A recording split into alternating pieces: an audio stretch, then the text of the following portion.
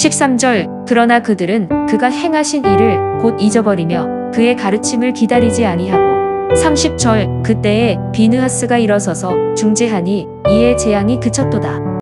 홍해를 건넌 이스라엘에게 찾아온 첫 번째 시련은 물의 부족이었습니다. 광야에서 물을 구할 수 없었던 이스라엘은 마라라는 곳에서 물을 발견하였지만 물이 써서 마실 수가 없었습니다. 그래서 하나님께서는 모세에게 나무를 보여주시고 그 나무를 물에 던짐으로써 물이 달게 변하였고 이스라엘은 목마름을 해결하게 되었습니다. 이같이 물을 공급하시는 하나님의 능력을 직접 경험한 이스라엘은 하나님의 능력을 금세 잊어버리고 물이 없다고 하나님께 어떻게 했죠? 불평했습니다. 그래서 하나님께서는 모세에게 반석을 지시하였고 모세가 그 반석을 치자 물이 솟아 나왔습니다. 바로 머리와 사건이죠. 하나님께서 베푸신 은혜를 기억하면 감사가 넘치지만 그 은혜를 잊어버리면 불평이 가득하게 되는 것입니다. 하나님께서는 이스라엘을 선택하셔서 애굽에서 살던 노예의 삶에서 구원해 주셨습니다. 그리고 홍해를 가르시고 이스라엘을 건너가게 하심으로 구원의 권능을 나타내 보여주셨습니다. 하지만 오늘 본문에서 저자는 이스라엘의 계속되는 광야의 반란에 대해서 노래하며 자신들이 연약한 죄인임을 고백하고 있습니다. 저자는 본문을 통해 이스라엘이 약속의 땅인 가나안을 향해 걸어가던 광야에서의 그 반란과 하나님의 심판에 대해 노래하고 있는데 이스라엘이 하나님의 반란을 일으키고 불평하게 된 이유는 그들이 잊어버렸기 때문입니다. 무엇을요? 하나님의 은혜를요. 13절을 보면 그러나 그들은 그가 행하신 일을 곧 잊어버리며 그의 가르침을 기다리지 아니하고 이스라엘은 광야에서 하나님이 아닌 금송아지를 숭배했고 금송아지를 자신들의 구원자로 여기고 그 앞에서 춤추며 노래했습니다. 또 12정탐꾼들 중에 10명의 정탐꾼들의 부정적인 보고를 듣고서 그들은 하나님께 불평하고 하나님을 신뢰하지 못했습니다. 심지어 이스라엘은 미디안 여인들의 유혹에 넘어가서 바알을 섬기는 배반의 행동을 서슴지 않았습니다. 이들이 이 같은 범죄를 행하게 된 것은 자신들을 애굽에서 구원하시고 홍해를 건너게 하신 하나님, 그 하나님의 능력과 하나님의 은혜, 하나님 자체를 잊어버렸기 때문입니다. 하나님이 어떤 분인지를 잊어버린 거죠. 자신들에게 베푸신 하나님의 구원의 은혜와 홍해 앞에서 행하신 하나님의 위대한 능력을 망각해버렸기 때문입니다. 한마디로 하나님이 어떤 분인지를 잊어버린 겁니다. 하나님의 구원의 은혜와 홍해에서 보여주신 하나님의 권능을 잊어버린 이스라엘은 광야 생활 내내 어떻게 합니까? 하나님께 배반하고 불평합니다. 그래서 하나님은 그들에게 어떻게 행하셨죠? 심판을 행하셨습니다. 하지만 그 순간마다 모세나 비느하스와 같은 중재자가 생명을 걸고 하나님과 이스라엘 사이에서 중재를 했죠. 30절입니다. 그때 비느하스가 일어서서 중재하니 이에 재앙이 그쳤도다. 모세가 호렙산에서 십계명을 받아 내려오는 사이에 이스라엘은 금송아지를 만들어 섬겼습니다. 하나님은 이스라엘을 멸하시고자 작정하였으나 모세는 자신의 이름을 책에서 지우시고 이스라엘을 용서해달라고 기도했죠. 중재했습니다. 또 보홀에서 바알을 섬기고 음란한 행동을 했던 이스라엘을 하나님께서 심판하실 때에 제사장 비느하스가 범죄한 자들에게 하나님을 대신하여 심판함으로써 이스라엘 진영 가운데 퍼진 재앙이 멈췄습니다. 모세와 비느하스의 중재를 하나님께서는 받아주시고 이스라엘을 멸하지 않으셨습니다. 성도 여러분, 하나님을 잊어버리고 하나님의 은혜와 권능을 망각해버린 이스라엘은 광야 생활 내내 불평하고 범죄할 수밖에 없었습니다. 본문을 통해 살펴본 이스라엘의 연약한 모습을 통해 우리는 무엇을 깨닫게 됩니까? 크신 하나님의 사랑을 기억하라는 겁니다. 구약 성경에 기억하다는 것은 단순히 우리의 과거를 돌아보고 옛날 추억을 회상하는 것 이상의 의미가 있습니다. 그러므로 구약 성경에서 하나님의 사랑을 기억한다는 것은 하나님께서 내게 베푸신 사랑을 돌아보고 감사하며 앞으로도 계속해서 하나님의 사랑을 기대한다는 결단의 행동이 포함되어 있습니다. 오늘 우리도 하나님께서 내게 베푸신 그 크신 사랑을 기억하고 그 사랑을 마음에 품고 오늘을 살아가고 하나님만 사랑하겠다는 우리의 결단을 가지고 하루를 시작해야 될 줄 믿습니다.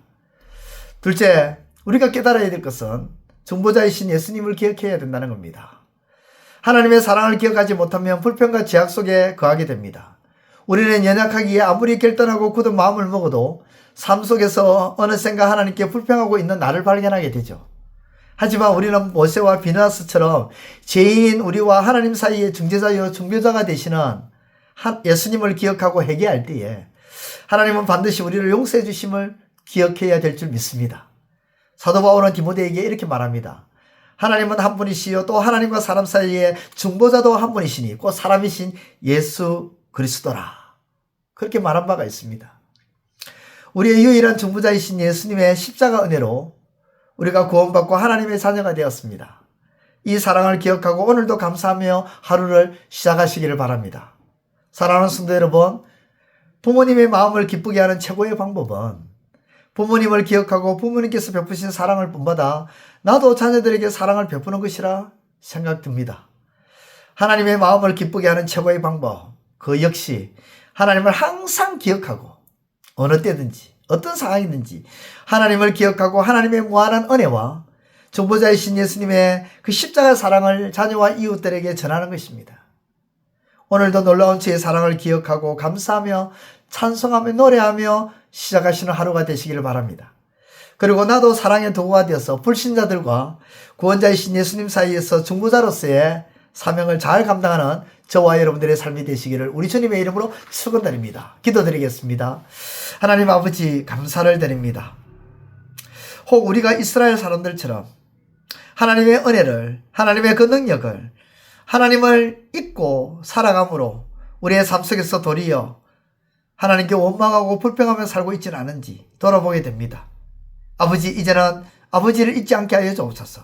아버지의 그 은혜와 능력을 기억하게 하여 주시고 원망과 불평이 아니라 감사로 나아가게 하여 주시고 무엇보다 우리의 중보자이신 우리 주 예수 그리스도를 기억하면서 우리도 우리 주님처럼 불신자와 하나님 사이의 중보자로서 그들을 위해 기도하고 그들을 주님께로 인도하고자 애쓰고 힘쓰는 우리의 삶이 되게 하여 주옵소서.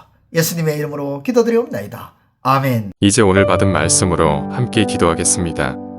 첫째, 광야에서 물을 구할 수 없었던 이스라엘에게 하나님께서 목마름을 해결해 주심으로 물을 공급하시는 하나님의 능력을 직접 경험한 이스라엘은 하나님의 능력을 금세 잊어버리고 물이 없다고 하나님께 불평한 것처럼 행하지 않게 하소서.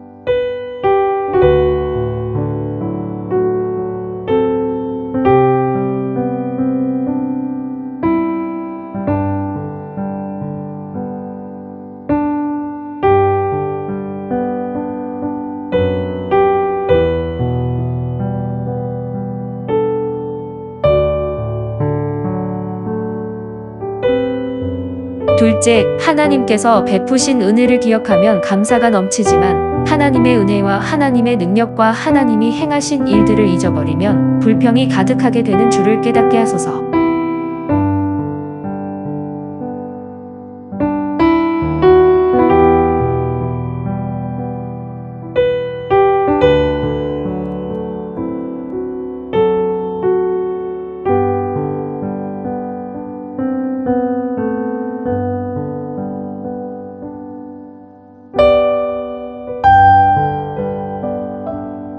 이제 오늘의 기도 제목을 가지고 합심하여 기도하도록 하겠습니다.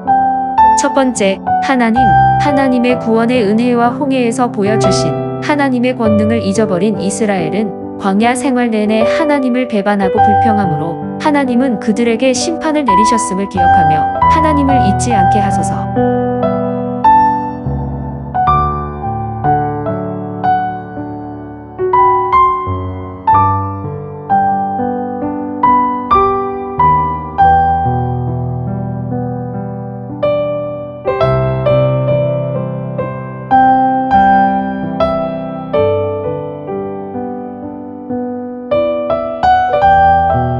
두 번째, 모세와 비스하스의 중재를 하나님께서는 은혜로 받아주시고 이스라엘을 멸하지 않으셨듯이 예수님께서 우리의 중보자가 되어주심으로 우리가 하나님의 심판을 받지 않게 되었음을 감사하게 하소서.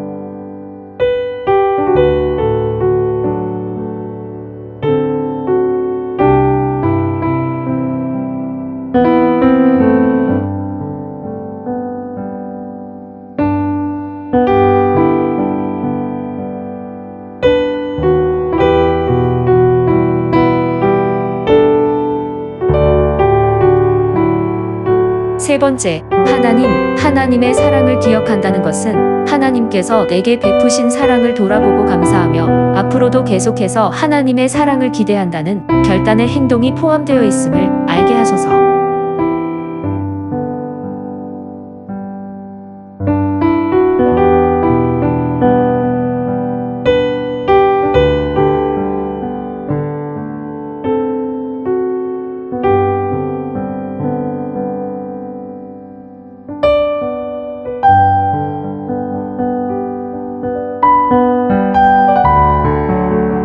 이제 개인의 기도 제목을 가지고 하나님 앞에 기도하시기를 바랍니다.